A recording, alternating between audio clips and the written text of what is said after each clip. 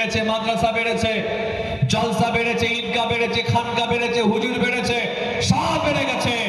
আফসোসের বিষয় আমাদের সমাজে বর্তমানে দেখতে পাচ্ছি হারাম বেড়েছে, সুদ বেড়েছে, ঘুষ বেড়েছে, এলআইসি বেড়েছে, সমিতি বেড়েছে, বন্ধন বেড়েছে, তাসের আড্ডা, জুয়ার আড্ডা, ক্লাবের আড্ডা বেড়ে গেছে, হয় না আমার গ্যাঁজা বেড়ে গেছে, ফেন্সিডিল বেড়েছে, হিরোইন বেড়ে গেছে। আর লটারির টিকিট কাটার লোক ওইটা বলা চুপ করে আছেন কেন? তুমি একাই বলবে, এরা সব বলবে না? বলেন না, লটারির টিকিট কাটার লোক বেড়েছে না কমেছে? ওটা হালাল না হারাম?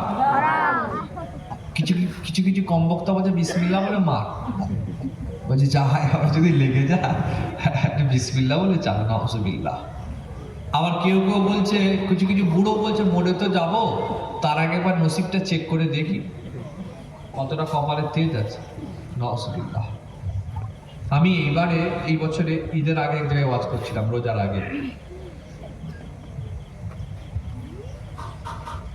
এক জায়গায় ওয়াজ করছি, এরকম মানুষজন সব মাশাআল্লাহ ভর্তি মানুষ বসে আছেন। তা ওয়াজ করতে করতে প্রশ্ন করছি, লটারির টিকিট কাটা হালাল না হারাম বলেন? সবাই মিলে বলেন না।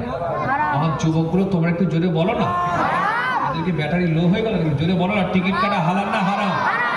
হারাম। সামনে একটা বাপ তার ছেলেকে নিয়ে বসে বসে ওয়াজ শুনছে, যেই চিল্লে বলছে এই টিকিট কাটা হালাল না হারাম, সবাই বলছে হারাম, এই জোরে বলো না হারাম। বাচ্চাটা একটু জোরে চিল্লেছে, যেই জোরে আওয়াজটা দিয়েছে আমার খেয়াল হয়ে গেছে ওর দিকে, আমি ওর দিকে তাকিয়েছি, এই করছি বলতে পারবে ক টাকা দাম? 30 টাকা।